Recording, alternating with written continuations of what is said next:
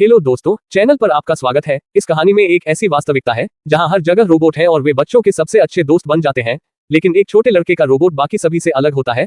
आज हम आपको 2021 की फिल्म रॉन गॉन रॉन की कहानी बताने जा रहे हैं। बबल नाम की एक बड़ी टेक कंपनी ने बच्चों और किशोरों के लिए एक नया उत्पाद लॉन्च किया है। कंपनी के सीईओ मार्क ने अपना नया प्रोजेक्ट बबलबॉट पेश किया। इस डिवाइस में एक छोटा रोबोट है जिसमें दोस्ती का एल्गोरिदम होता है। रोबोट का लक्ष्य अपने उपयोगकर्ता का सबसे अच्छा दोस्त बनने के अलावा दुनिया भर में अन्य दोस्तों को खोजने में मदद करना भी होता है। एक लड़की एली जो लॉन्च के दौरान दर्शकों में मौजूद थी, उसको पहले बूट के लिए चुना जाता है। मार्क लड़की के सोशल मीडिया पर मौजूद सभी सूचनाओं का उपयोग रोबोट को उसे जानने में मदद करने के लिए करता है। कुछ मिनट बाद रोबोट एली के बारे में सब कुछ जान जाता है, जिसमें खेलों में उसकी पसंदीदा ड्राइंग भी शामिल थी। रोबोट में स्मार्टफोन की तुलना में कार्यक्षमता की एक विस्तृत श्रृंखला में अनंत स्किन होती है। इनमें से एक इमर्सिव और 60 डिग्री प्रोजेक्टर भी है, जो उपयोगकर्ता को एक नए ब्रह्मांड में प्रवेश करने की अनुमति देता है। इन सभी लाभों के साथ ये कल्पना करना आसान है कि रोबोट युवा लोगों के बीच इच्छा की वस्तु बन गया है। कुछ ही महीनों में बानी को छोड़कर हर किशोर के पास खुद का रोबोट होता है। स्कूटर से स्कूल जाते समय लड़का अपने सहपाठियों को अपने अपने रोबोट के साथ मस्ती करते हुए देखता है। बबल के मुख्यालय के सामने से गुजरते समय लड़का एक पल में चकित हो जाता है। एक ट्रक द्वारा एक रोबोट कुचला जाता है। ये ट्रक फ्रेंडली रोबोटों की एक नई लोडिंग लेकर जा रहा था। ड्राइवर सही समय पर ब्रेक लगा लेता है। बानी को कोई नुकसान नहीं होता, लेकिन ट्रक से एक रोबोट गिरकर क्षतिग्रस्त हो जाता है। लड़का स्कूल के लिए अपने रास्ते जाने लगता है। एक और दिन उसे स्कूल में सभी के द्वारा अजीबोगरीब माना जाता है। कुछ छात्र अपने रोबोट के साथ खेल रहे थे। लड़का डर जाता है और अपने बैकपैक से कुछ पर्चे गिरा देता है। फिर यहाँ सवाना है और पता चलता है कि वे फ्लायर्स वास्तव में बानी के जन्मदिन की पार्टी के निमंत्रण थे। लड़का भेस बदलने की कोशिश करता है और निमंत्रण को छिपाता है। उसका परिवार उसके दोस्त के परिवार की तुलना में काफी अजीब होता है, इसलिए वह किसी को भी अपने घर में लाने में सहज महसूस करता है। चूंकि सवाना को कक्षा के लिए देर हो चुकी थी, उसने बानी को अकेला छोड़ने का फैसला किया। अपनी कक्षा में जाने से पहले उसने अपने रोबोट को अलविदा कहा और दीवार पर अन्य रोबोटों के साथ शेल्फ पर रख दिया। वहां केवल एक जगह खाली थी जहां बानी का रोबोट होना चाहिए था। हालांकि लड़का अच्छी तरह से जानता था कि उसका परिवार उसे फ्रेंडली रोबोट दिलाने में सक्षम नहीं है, क्योंकि वे गरीब थे। अवकाश के दौरान लड़का अपने सहपाठियों के साथ घुलने मिलने की कोशिश करने के बारे में सोचता है, लेकिन कोशिश करने से पहले ही हार मान लेता है। उनकी शिक्षिका मिस थॉमस कहती हैं कि लड़के की दादी डोना ने स्कूल में ये बताने के लिए फोन किया था कि आज के दिन बानी का जन्मदिन है। बानी को अकेला देखकर शिक्षिका उसे बेंच पर बैठने को कहती है और उसके कुछ सहपाठियों को उसके बगल में बैठने के लिए आमंत्रित करती है। हालांकि यह स्थिति बानी को और भी असहज और शर्मिंदा करने का काम करता है। कुछ मिनट बाद शिक्षिका के अनुरोध पर उसके कुछ सहपाठी उसे जन्मदिन की शुभकामना देने के लिए आते हैं। वे कहते हैं कि उन्हें लड़के के रॉक संग्रह के बारे में पता चला है। ये सुनकर रिच बानी का मजाक उड़ाना शुरू कर देता है। वो चट्टानों के बारे में कुछ मजेदार चुटकुले बनाता है। लड़का चुटकुलों को नजरअंदाज करने की कोशिश करता है। कक्षा के अंत में वह अपना स्कूटर लेता है और घर चला जाता है। जैसे ही वह दरवाजे से अंदर जाने वाला होता है, वह अपनी दादी की बकरी को देखकर हैरान हो जाता है, जो उसका बैग चुराने की कोशिश करती है। उसके पिता एक निर्यात व्यवसाय के मालिक होते हैं और अपना अधिकांश दिन अपने उत्पादों को बेचने के लिए संभावित ग्राहकों की तलाश में बिताते हैं। अधिक काम के कारण उनके पास अपने बेटे के साथ समय बिताने के लिए मुश्किल से ही समय निकाल पाता था। जब वह घर आता है तो उसकी दादी उसे ऊनी टोपी पहनाकर स्वागत करती है, जिससे लड़के को एलर्जी हो जाती है। उसके पिता उसे हथौड़ों का एक सेट देते हैं ताकि वह अपने पत्थरों से खेल सके। अपने परिवार की आर्थिक स्थिति से अवगत होने के बावजूद बच्चे को अभी भी उम्मीद थी कि वह अपने जन्मदिन पर एक रोबोट जरूर जीतेगा, लेकिन वह निराश हुआ। लड़के को खुश करने के लिए डोना ने उसे स्वादिष्ट खाना दिया जो उन्होंने बनाया था। सबन अपने दोस्तों का स्वागत करता है। उसी पल बानी को अपने 6वें जन्मदिन पर हुई घटना याद आती है। पार्टी के अंत में उसके घर में आग लग गई थी और उसके दोस्त निराश होकर चले गए थे, इसलिए बानी ने फैसला किया कि वह अपनी पार्टी में किसी को भी आमंत्रित नहीं करेगा। तभी दरवाजे की घंटी बजती है। उसके नाम से एक रोबोट डिलीवरी आई होती है। लड़के की उम्मीदें फिर से जाग उठती है। वह दरवाजा खोलने के लिए दौड़ता है। बाहर एक बहुत बड़ा उपहार उसका इंतजार कर रहा था। बानी बहुत खुश हो जाता है, ये सोचते हुए कि आखिरकार अब उसके पास भी एक फ्रेंडली रोबोट है। लेकिन जब वह बॉक्स खोलता है तो उसे पता चलता है कि यह सिर्फ एक विशाल पत्थर है। अचानक रिच और उसके सहयोगी दिखाई देते हैं। वह बानी को फिल्माना शुरू कर देते हैं। ये सिर्फ एक मजाक था। अपने बेटे के चेहरे पर उदासी देखकर ग्राहम लड़के के लिए बबल मुख्यालय से रोबोट खरीदने का फैसला करता है। हालांकि जब वे स्टोर पहुंचते हैं तो वह बंद हो चुका होता है। उन्हें अगले दिन आने के लिए कहा जाता है। बानी को जन्मदिन का तोहफा मिलने की कोई उम्मीद न होने पर उसके माता पिता दुखी होकर वहां से जाने का फैसला करते हैं, लेकिन उसी समय ग्राहम डिपो पर एक ट्रक आता हुआ देखता है। वह ड्राइवर को एक रोबोट के बारे में बात करते हुए सुनता है, जो परिवहन के दौरान ट्रक से गिर गया था। वह उस रोबोट को कम कीमत पर खरीदने का अवसर देखता है। अगली सुबह जब बानी उठता है तो उसको बड़ा आश्चर्य होता है। उसके पिता उसे जन्मदिन की शुभकामनाएं देते हुए नया रोबोट देते हैं।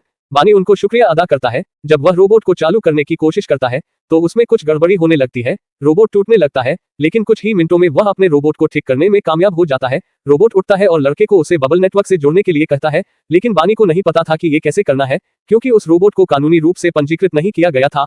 उसमें दोस्ती का एल्गोरिदम नहीं था और वह अपने उपयोगकर्ता को भी नहीं जानता था। रोबोट को लड़के के लिए एक उपयोगकर्ता नाम चुनने की जरूरत होती है। उसके डेटाबेस में केवल अक्षर वाला नाम होता है।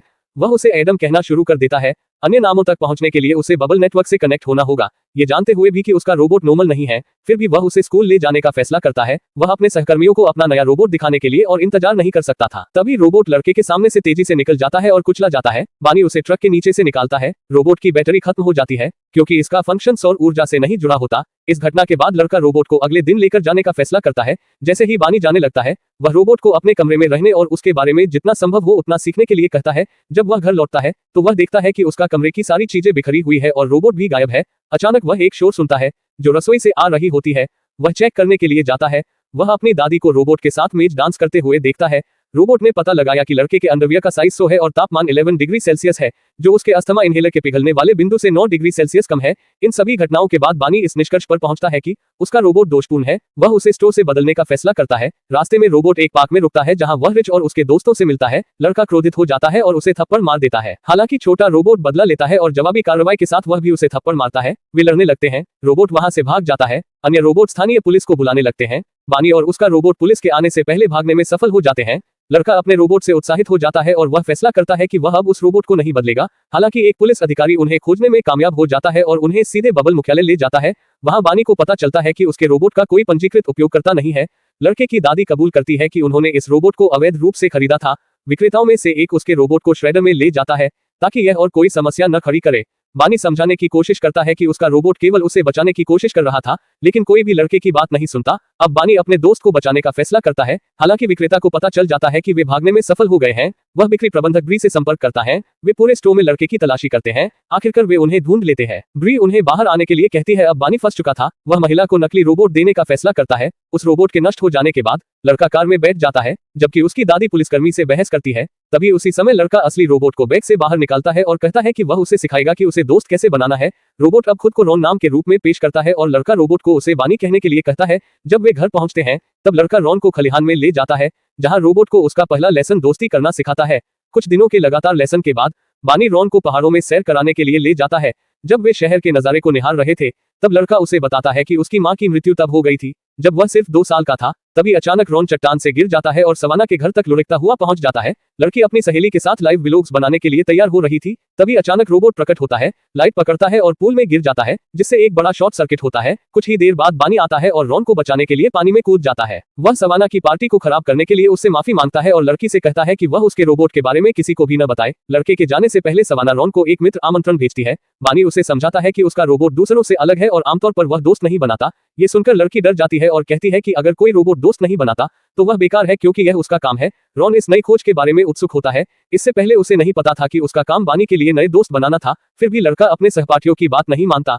वह रॉन को लेकर घर चला जाता है। अगली सुबह बबल के सह संस्थापक एंड्रू ने सवाना का वीडियो देखा। इसके माध्यम से एंड्रू और उसकी टीम ने पाया कि दोषपूर्ण रोबोट नष्ट नहीं हुआ है और वह परेशानी पैदा करना जारी रखता है। यदि ये जारी रहा तो इससे कंपनी को गंभीर वित्तीय नुकसान हो सकता है। एंड्रू बानी के रोबोट का लोकेशन पूछता है। उनके कर्मचारी बताते हैं कि वे रोबोट को एक्सेस नहीं कर सकते क्योंकि वह रोबोट बबल नेटवर्क से नहीं जुड़ा होता। लड़के की व्यक्तिगत जानकारी तक पहुंचना भी संभव नहीं था। अपने अधिकांश सहपाठियों के विपरीत लड़का सोशल मीडिया पर अपना जीवन साझा नहीं करता है। उसी समय मार्क आता है। उसको पता चलता है कि एक अन्य रोबोट को एक स्थान पर नष्ट कर दिया गया है जिसे बबल कंपनी ने बनाया था। अब मार्क का मकसद उस रोबोट को खोजने और ये पता लगाने होता है कि वह उसकी प्रोग्रामिंग को कैसे दरकिनार करने में कामयाब रहा। इसी दौरान बानी स्कूल जाता है। कुछ मिनट बाद रॉन बानी के लिए नए दोस्त खोजने के लिए छिपने की जगह से बाहर आता है। वह सड़क पर रास्ते में आने वाले सभी लोगों के पास जाता है और पूछता है कि क्या वे बानी के साथ दोस्ती करना चाहते हैं। इसके अलावा रोबोट शहर भर में पोस्टर भी फैलाता है। वह लोगों को लड़के के साथ दोस्ती करने के लिए बुलाता है। ऐसा करने के बाद रॉन स्कूल जाता है।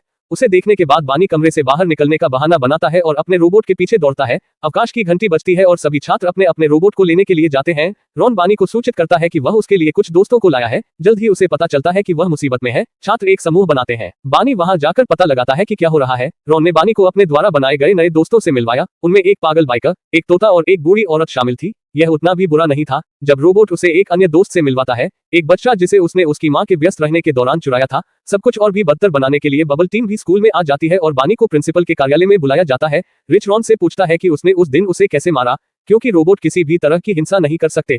तब रोबोट बताता है कि उसमें कोई भी सुरक्षा नियंत्रण नहीं लगा हुआ है। लड़का अपने बूट से रॉन की प्रोग्रामिंग को कॉपी करने के लिए कहता है ताकि उसके सुरक्षा नियंत्रण भी हट जाएं। प्रिंसिपल के कार्यालय के रास्ते में अराजकता जारी रहती है। लड़का सवाना के पास पहुंचता है और पूछता है कि यहाँ क्या हो रहा है। लड़की बताती है कि उसकी पोस्ट वायरल हो गई है और बबल टीम उससे बात करने आने वाली है। बानी को पता चलता है कि लड़की ने उस दिन का वीडियो पोस्ट किया है जब रॉन उसके घर में घुसा था। सवाना अपने सहपाठी का रहस्य उजागर करने के लिए माफी मांगती है और कहती है कि उसकी वीडियो को पोस्ट करने की इच्छा उससे ज्यादा मजबूत थी। वह प्रिंसिपल के ऑफिस पहुंचता है। ब्री उसका इंतजार कर रही होती है। वह बानी को अपना रोबोट सौंपने का आदेश देती है। इसी बीच बाहर अन्य रोबोट्स अपना नियंत्रण खो बैठते हैं और सब कुछ तहस नहस करने लग जाते हैं। उनकी सुरक्षा प्रणाली उन्हें ये सब करने से नहीं रोक पाती। सवाना एक लाइव स्ट्रीम के माध्यम से दुनिया भर के बबल उपयोगकर्ताओं से जुड़ जाती है, जिसे मार्क और एंड्रू भी देखते हैं। मार्क अपनी टीम को सभी रोबोट के सॉफ्टवेयर को अपडेट करने का आदेश देता है। अचानक ट्रांसमिशन के दौरान सवाना को एक विशालकाय जायंट निगल जाता है, जो करीब 100 रोबोट के मिश्रण का परिणाम होता है। लड़की प्राणी के शरीर से गुजरती है और बाहर निकल जाती है। सवाना का वीडियो स्कूल में सभी द्वारा शेयर किया जाता है। अब बानी को स्कूल से निकाल दिया जाता है। वह कोठरी से अपनी चीजें लेने के लिए जाते समय रॉन को ढूंढता है और उसे घर ले जाने का फैसला करता है, क्योंकि वह जानता था कि किसी भी समय बबल टीम उसे ढूंढ लेगी और नष्ट कर देगी। बानी का दावा था कि रॉन एक मूर्ख रोबोट है, क्योंकि उसका काम बस फिट होना था और वह ऐसा करने में भी सही से सक्षम नहीं था। फिर रॉन उससे पूछता है कि क्या वह उसका दोस्त है। बानी सवाल को समझ नहीं पाता, क्योंकि रोबोट को उसकी सेवा के लिए खरीदा गया था। उसी समय रोबोट को बानी द्वारा सिखाया गया एक लेसन याद आता है। लड़के ने बोर्ड पर लिखा था कि दोस्ती दो तरफा सड़क है। हालांकि वह रॉन के दोस्तों की तरह व्यवहार नहीं कर पा रहा था। पारस्परिकता की कमी को महसूस करते हुए वह रोबोट को छोड़कर अपने रास्ते पर जाने का फैसला करता है। इसी दौरान बबल मुख्यालय में सारे कर्मचारी पागलपन की कगार पर होते हैं, क्योंकि उनको वह रोबोट अभी तक नहीं मिला था और कंपनी की वैल्यू नीचे जा रही थी। मार्क को नहीं पता होता कि इस समस्या से निपटने के लिए क्या करना है और वह एंड्रू को स्थिति पर नियंत्रण करने देता है। वह स्कूल के माध्यम से बानी का पता प्राप्त करता है और अपनी टीम को वहां भेजता है। जब वह घर पहुंचता है तो लड़के को पता चलता है कि वह घिरा हुआ है। वह खलिहान में छिप जाता है। रॉन भी वहीं पर था। रॉन पैकिंग कर रहा था और कारखाने में लौटने की कोशिश करता है, क्योंकि बानी ने कहा था कि वह एक बेकार रोबोट है। लेकिन अब लड़का रॉन से माफी मांगता है और दावा करता है कि वह उसका दोस्त है। जैसे ही वे गले मिलते हैं, वह अपने पिता को खलिहान के पास आते हुए सुनता है। वह रॉन के साथ स्कूटर से भागने लगता है। बबल कंपनी के लोग उनका पीछा करते हैं। बानी रॉन को पकड़ता है और वे दोनों सवाना के घर के पीछे छिप जाते हैं। सवाना उनको देख लेती है और सवाल करती है। बानी कहता है कि उसे यहाँ छुपने के लिए खेद है और पूछता है कि कम से कम इस बार वह ये रहस्य किसी को भी न बताए। यहाँ एंड्रू अभी भी उस रोबोट को खोजने के लिए जुनूनी होता है, इसलिए वह कर्मचारियों को सभी बूटों के कैमरे, माइक्रोफोन का उपयोग करने और लड़के से जुड़ी हर जानकारी की तलाश करने का आदेश देता है। टीम इससे सहमत नहीं थी, क्योंकि वह बच्चों पर जासूसी करने जा रहे थे।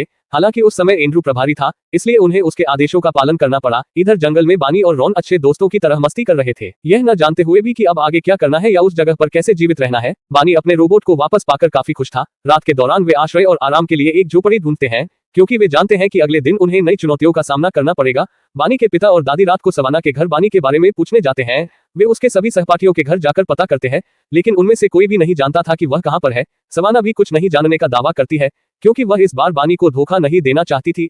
अगले दिन अवकाश के दौरान वह रिच को बात करने के लिए बुलाती है और उसे बताती है कि बानी गायब हो गया है। लड़की का दावा है कि उसके कारण उसका सहपाठी जंगल में अकेला है। जंगल में तूफान आ जाता है। रोबोट में केवल 5% बैटरी बची होती है। बानी उसकी ऊर्जा बचाने के लिए उसे सोने के लिए कहता है। रात के दौरान बबल टीम सवाना की वार्तालाप का पता लगाती है। लड़के और उसके रोबोट का पता लगाने के प्रयास में कुछ कैमरों को जंगल में भेज देते हैं। जब बानी को पता चलता है कि उन पर नजर रखी जा रही है, वह रॉन को पकड़ता है और भागकर एक पेड़ के तने के अंदर छिप जाता है। कुछ मिनटों तक किसी का भी ध्यान उन पर नहीं जाता। थोड़े समय बाद उसे फिर से भागने की जरूरत होती है और वह एक छोटी सी चट्टान से गिर जाता है। बानी की सांस फूलने लगती है। उसका अस्थमा इनहेलर काम नहीं कर रहा होता। उसी क्षण रॉन जाग जाता है और बानी को खराब हालत में देखता है। अगली सुबह सवाना के सहपाठी वहां दौड़कर आते हैं। उन्होंने देखा कि रोबोट ने बानी की जान बचाई है। कुछ घंटों बाद बानी को अस्पताल में होश आता है। उसकी दादी और पिता उसे सहारा देते हैं। इसके बाद मार्क यहाँ आता है और उसे सूचित करता है कि उसने उसके रोबोट को ठीक कर दिया है। हालांकि जब रोबोट बात करना शुरू करता है, तब बानी को पता चलता है कि यह वह रोबोट नहीं है जिसे वह जानता था। मार्क उसे सूचित करता है कि उसने रोबोट में दोस्ती एल्गोरिथम को स्थापित किया है। लड़का उसे रोबोट को पहले जैसा बनाने के लिए कहता है। मार्क अब क्लाउड तक पहुंचने की कोशिश करता है, जहां उसने बानी के रोबोट के पुराने संस्करण को रखा था। हालांकि उसकी पहुंच अवरुद्ध थी। मार्क को समझ में नहीं आता कि आखिर क्या हो रहा है। वह उस समय बबल का सीईओ है। तभी मार्क एंड्रू का एक विज्ञापन देखता है, जिसमें वह कहता है कि निवेशकों ने मार्क को निकालने और उसे नया सीईओ बनाने का फैसला किया है। ये सुनकर बानी खड़ा हो जाता है और मार्क से उसे क्लाउड वाली जगह पर ले जाने के लिए कहता है, ताकि वह अपना पुराना संस्करण पा सके। अब वे बबल के मुख्यालय पहुंचते हैं। ग्राहम अपने कंप्यूटर को काउंटर पर ले जाता है और कर्मचारियों में से एक को इसे देखने के लिए कहता है, क्योंकि डिवाइस काम नहीं कर रहा था। इस बीच डोना अपनी सफाई गाड़ी के साथ प्रवेश करती है और उसे मेटल डिटेक्टर से गुजरना पड़ता है। अटेंडेंट उस आदमी के कंप्यूटर को बबल नेटवर्क से जोड़ता है, जिससे शॉर्ट सर्किट हो जाता है और बानी की दादी बिना किसी समस्या के डिटेक्टर से गुजर जाती हैं। जब महिला सुरक्षित स्थान पर पहुंचती है, तो वह सभी को बाहर आने के लिए कहती है, जिसमें उसकी बकरी भी शामिल है। वे मार्क का पीछा करते हुए सर्वर रूम में जाते हैं और बकरी उन तारों में से एक को काट देती है। अब वे इस इमारत के सभी दरवाजे खोल सकते थे। मार्क बानी और उसकी दादी को क्लाउड की ओर जाने के लिए कहता है, जैसे ही वह कंट्रोल रूम की ओर भागता है। डोना कर्मचारियों को चकमा देने और एंड्रू का ध्यान भटकाने के लिए पीछे रह जाती है। उसी समय सुरक्षा गार्डों में से एक आता है और उसे सूचित करता है कि उसने एक बकरी को तार काटते हुए देखा है। इधर बानी आखिरकार क्लाउड तक पहुंच जाता है और अपने रोबोट की तलाश में कमरे में घूमता है। एंड्रू ग्राहम को ढूंढ लेता है और पूछता है कि वह लड़का कहाँ है जो उसकी कंपनी के मुख्यालय में घुस गया है। उसी पल आदमी को पता चलता है, बबल कंपनी का नया सीईओ बच्चों की जासूसी करने के लिए बी बोटॉक्स का इस्तेमाल कर रहा था। एंड्रू के व्यवहारिक से हमें पता चलता है कि वह बच्चों से नफरत करता है। एक कर्मचारी वहां आता है जो रिपोर्ट करता है कि उसने यहाँ कुछ गतिविधि महसूस की है। एंड्रू उस जगह की सभी रोशनी को बंद करने का आदेश देता है ताकि उसे ढूंढा जा सके। क्लाउड की रोशनी अंदर जाती है। लड़का लगभग अपने दोस्त को खोजने की उम्मीद छोड़ चुका होता है क्योंकि लड़के के सभी प्रयास व्यर्थ हो गए थे। तभी एक रोशनी चमकने लगती है। बानी को रॉन की हार्ड ड्राइव मिल जाती है। मार्क क्लाउड को वापस चालू करने में कामयाब हो जाता है। बानी हार्ड ड्राइव को रोबोट में फिट कर देता है। उसी समय बानी और रोबोट स्क्रीन पर स्कूल के बच्चों को देखते हैं। वे सभी अपने अपने रोबोट से नाखुश दिखाई देते हैं। रॉन बानी को उसे बबल नेटवर्क से जोड़ने के लिए कहता है ताकि उसकी प्रोग्रामिंग सभी अन्य रोबोटों के साथ साझा की जा सके। बानी अपने रोबोट के फैसले का समर्थन करता है और उसे बबल नेटवर्क से जुड़ने में मदद करता है। सुरक्षाकर्मी क्लाउड पर पहुंचते हैं और लड़के को उसके पिता और दादी के साथ बाहर ले जाते हैं। बानी चला जाता है। एंड्रू बबल के नए सीईओ के रूप में अपनी प्रस्तुति के लिए भागता है। हालांकि इससे पहले कि वह घोषणा कर पाता, मार्क उसे रिकॉर्डिंग दिखाता है जिसमें वह कह रहा होता है कि वह बच्चों से नफरत करता है। अब एंड्रू उसे कंपनी के सीईओ का पद वापस कर देता है। 3 महीने बाद रोबोट और भी ज्यादा मशहूर हो गए। अब वे सभी रॉन की प्रोग्रामिंग से जुड़े हुए होते हैं और अपने उपयोगकर्ताओं के सच्चे दोस्त बन गए होते हैं। सभी रोबोट बानी को पसंद करते हैं और उसे अपने स्कूल के साथियों से दोस्ती करने में मदद मिलती है। सभी रोबोट रॉन के रूप में उसके सबसे अच्छे दोस्त बन गए। दोस्तों, आपको ये स्टोरी कैसी लगी नीचे कमेंट में लिखें। अगर आपको ये वीडियो पसंद आई तो कृपया लाइक और शेयर करें। अगर चैनल पर नए हैं तो सब्सक्राइब करें। मिलते हैं अगली स्टोरी में। धन्यवाद।